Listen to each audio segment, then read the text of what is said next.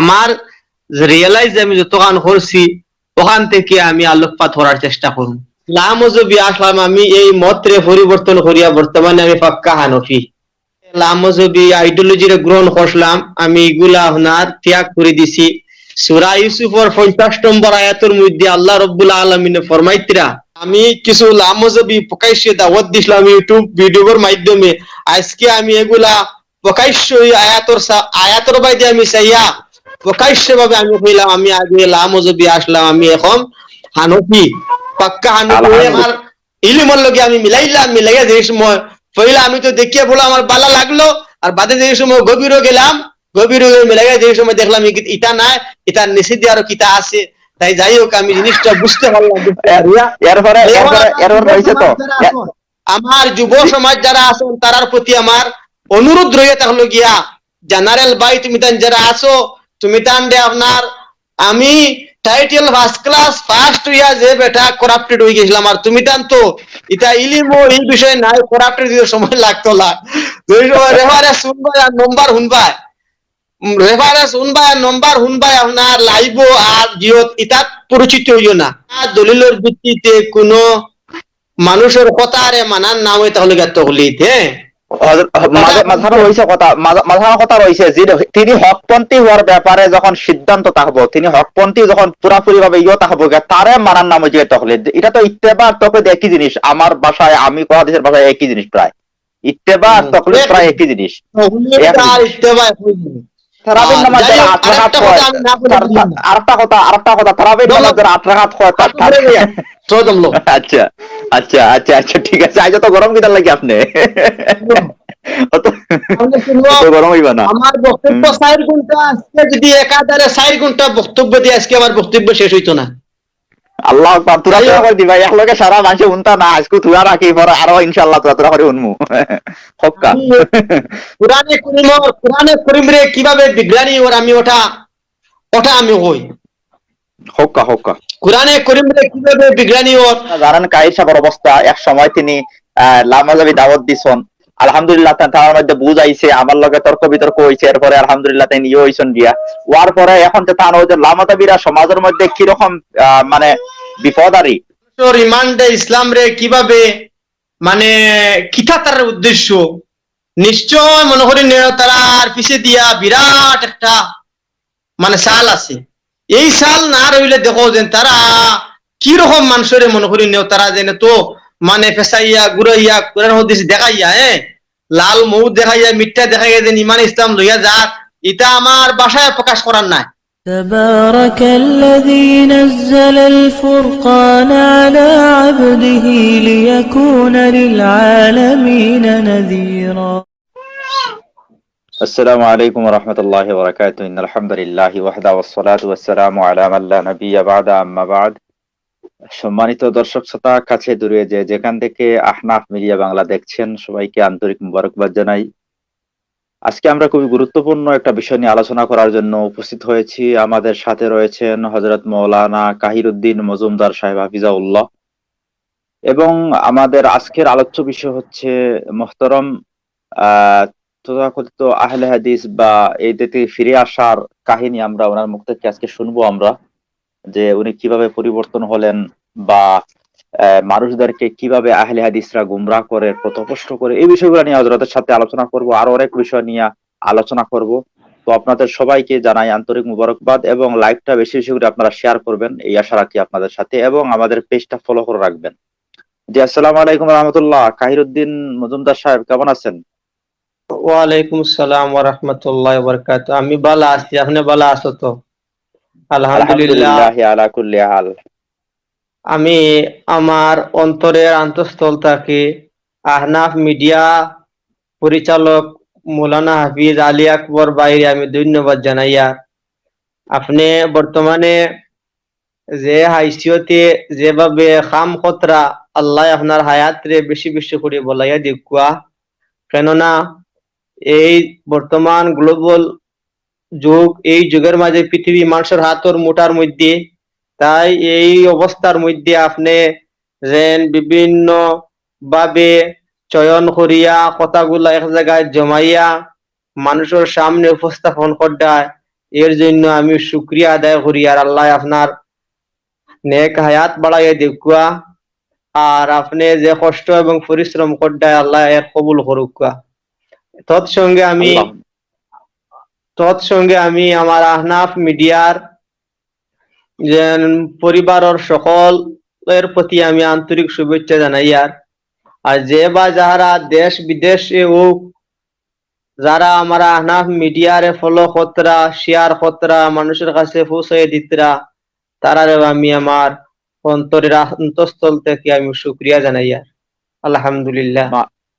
মাশাআল্লাহ মাশাআল্লাহ, আমাদের শেখ অনেক লম্বা দোয়া দিয়েছেন আমাদের সবার জন্য, সবার জন্য। তো সম্মানিত দর্শক শ্রোতা, আপনারা আলহামদুলিল্লাহ অনেক অনেক আমাদের সাথে জুড়ছেন, আরো জুড়বেন আশা করছি। আপনারা লাইভটা শেয়ার করবেন, পেজটা ফলো করবেন। তো হযরত, আজকে আপনার কাছে জানতে চাই এই বিষয়টা, যে অনেকে এই দিকের প্রশ্ন আসা শুরু হয়ে গেছে যে কাহিরুদ্দিন সাহেব উনি এখন আহলে হাদিস না হানাফি। অনেকে এখনো জানতে চাচ্ছে উনি আহলে হাদিস না হানাফি, অর্থাৎ আহলে হাদিস বলতে লামাযাবি বুঝাইতেছে তারা। তো এই বিষয়টা প্রথমে আপনি খুলাসা করবেন, আপনার এখন বর্তমান অবস্থানটা কি? আচ্ছা, আমি অবস্থান কুলা করার পরে প্রশ্ন আমরা আজ কিছু কম লইমু, কিছু আমার আলোচনার বিষয় আছে। হ্যাঁ, এগুলা আমি জি জি, আলোচনা আমরা এড়িয়া গেলে হইতো না। প্রশ্ন লাগে আপনি রাখি দেবাই লইয়া শেষ পর্যায়ে গিয়া প্রশ্নের উত্তর দিমু। হ্যাঁ, আর যদি ইনশাআল্লাহ। প্রশ্নের উত্তর দেওয়া যায় না, আমরা অন্য দিন দিয়া দিমু। আজকে কিছু গুরুত্বপূর্ণ কোরআনর তফসিরর মানে অপব্যাখ্যা চলের, হদিসের অপব্যাখ্যা কিভাবে করিয়া মানুষের ধ্বংস করা নিয়র, এই বিষয় নিয়ে আমি আমার রিয়েলাইজ আমি যতক্ষণ করছি ওখান থেকে আমি আলোকপাত করার চেষ্টা করব। যাই হোক, আচ্ছা, আমি ঠিক আছে, ইনশাআল্লাহ। আগে লামজবি আসলাম, আমি এই মতরে পরিবর্তন করিয়া বর্তমানে আমি পাক্কা হানফি। আলহামদুলিল্লাহ কেননা আলহামদুলিল্লাহ। আমি আগে আমার এক লাইভ বই কথা কইছি আমি, যেন আমি আগে যে লামজবি আইডিওলজিরে গ্রহণ করলাম, আমি এগুলা আপনার ত্যাগ করে দিছি। সূরা ইউসুফের 50 নম্বর আয়াতের মধ্যে আল্লাহ রব্বুল আলামিনে ফরমাইতরা, যেন যদি কোনো মানুষে প্রকাশ্যভাবে ভুলোর দিকে মানুষের দাওয়াত দে, তা লাগে কর্তব্য হয়ে থাকলো গিয়া সে যেইভাবে লাইভ যদি মানুষের ভুলোর দাওয়াত দিয়া থাকে, আর পরবর্তী যদি হে সংশোধিত হয়ে যায়, তাহলে আবার প্রকাশ্য লাইভ আইয়া এই তাইনি রুজু হওয়াটা, মানুষের হওয়াটা, এটা হইল ইমানদারির পরিচয়। সূরা ইউসুফের 50 নম্বর আয়াতের মধ্যে আল্লাহ রব্বুল আলামিন ফরমাইতরা, ইরজি ইলা রাব্বিকা ফাসআলহু মা বালুন নিসওয়াতুল্লাতি কাত্তানা আইদিয়াহুন্না। ইউসুফ আলাইহিস সালাম রে যে সময় আপনার জুলেখায় তার উপরে তার তহমত লাগাইয়া জেলের মধ্যে নিক্ষেপ করা হইল, তখন বাদে বাদশাহ বুধ ভাইলা যে ইউসুফ আলাইহিস সালাম তাইন অরিজিনাল দোষী নাই, তখন বাদশাহ তান কাসিদ পাঠাইয়া হইলা ফালাম্মা জাআহুর রাসূল, যে সময় কাসিদ ইউসুফ আলাইহিস সালামের কাছে গেলা, গিয়া হইলা বাদশাহ ফরমান জারি করছন আপনারে রাজমহল নিতাম। তাই ইনকার করলা, ইনকার করিয়া হইলা জি না, আমি যাইতাম নাই। ফাসআলহু মা বালুন নিসওয়াতুল্লাতি কাত্তানা আইদিয়াহুন্না, অতক্ষণ পর্যন্ত আমি যাইতাম নাই যতক্ষণ পর্যন্ত আমার নির্দোষ প্রমাণ হইমু না। আমি আমারে রাষ্ট্রীয়ভাবে আমারে দোষী সাব্যস্ত করিয়া জেলের মধ্যে নিক্ষেপ করা হয়েছে। তাই আজকে বাদশাহ আগে রাষ্ট্রীয়ভাবে তাই ঘোষণা দিকুয়া ইউসুফ আলাইহিস সালাম একজন নির্দোষ মানুষ, তানে বেকার এবং বিনা দোষে তানে জেলের মধ্যে কারাদণ্ড করা হয়েছে। তাই বাদশাহ যদি ওটা ঘোষণা দেন, তাহলে আমি জেল থেকে বাইরে হইয়া আইম। তাই এই আয়াত দিয়া দলিল এবং সাবিত হইল ওটা যেন কোন মানুষের যদি প্রকাশ্য যদি ভুল করে তাহলে প্রকাশ্য ক্ষমা চাইতো। তাই আমি কিছু লামজবি প্রকাশ্যে দাওয়াত দিছিলাম ইউটিউব ভিডিওর মাধ্যমে। আজকে আমি এগুলা প্রকাশ্য আয়াতর বাইরে আমি চাইয়া প্রকাশ্য ভাবে আমি কইলাম আমি আগে লামজবি আসলাম, আমি এখন হানফি, পাক্কা হানফি। দুই আলহামদুলিল্লাহ নম্বর কথা হয়ে থাকলো গিয়া, ভুল সংশোধনের মধ্যে আপনার লাভ আছে, ক্ষতি নাই। ভুল সংশোধন মাঝে আপনার কল্যাণ আছে, কোন ধরনের খারাপ নাই। আল্লাহ রাব্বুল আলামিন আয়াতের মধ্যে কোরআনের মধ্যে ফরমাইতরা, ইল্লাল্লাযিনা তাবু মিন বাদি যুলমিহি ওয়া আসলাহু, যারা গুনাহ করার পরে ভুল করার পরে যদি এরা যদি রুজু হয় এবং ইসলাহ করে, নিজের সংশোধন করিয়া নে, এই ব্যক্তি আল্লাহর কাছে সবচেয়ে ভালো মানুষ। তাই আমি আলহামদুলিল্লাহ এই কোরআনে কারীমের আয়াতগুলো বাইদি চাইয়া আমি লামজবিরে তালাক দিয়া আমি বিভিন্ন পরিচনায় পরিচিত হইয়া আমি এই আইডিওলজিরে গ্রহণ করলাম। আমি দাফে দাফে দাফে দাফে এগুলো আমি আপনার সম্মুখে বয়ান দিমু, তাই আমি এইগুলারে আমি ত্যাগ করছি। আমার উপরে যারা সংশয় আসলো এই সংশয়টা ইনশাআল্লাহ আজকে একবার পরিষ্কার হয়ে যাবে। আলহামদুলিল্লাহ। সম্মানিত দর্শক শ্রোতা, আপনারা এতক্ষণ শুনছিলেন আমাদের কাহির ভাই, প্রিয় ভাই। দেখেন উনি আমাদের দিনী ভাই এবং উনি আজকে পরিষ্কার করে দিয়েছেন। এরপরে আর এই প্রশ্ন আর কখনো গ্রহণ করা হবে না, যেহেতু উনি নিজেই আজকে যেহেতু খোলাখুলি হবে উনি গেছে লাইভে থেকে আজকে পুরো পরিষ্কার ভাবে যে ঘোষণা দিয়েছেন সেটা হচ্ছে বহুত মানে বড় বিষয়। আল্লাহ পাক উনার হায়াতরা দরাজ করুক এবং উনার আল্লাহ পাক কবুল করুক, উনার বুঝের মধ্যে আল্লাহ পাক ইলমের মধ্যে আরো তরক্কি দান করুক, এটা আমরা দোয়া করি। এবং উনি আমাদের সহকর্মী ভাই, আলহামদুলিল্লাহ। এখন উনি যেহেতু হানাফি হওয়াটাই সবচেয়ে বেস্ট, কারণ আমার এই উপমহাদেশে হানাফি হয়ে আমরা বাঁচতে চাই। আর এখানে হানাফি হওয়াটাই কোনো গুনাহের কাজ নয়, হানাফি হওয়া অবশ্যই আবশ্যক।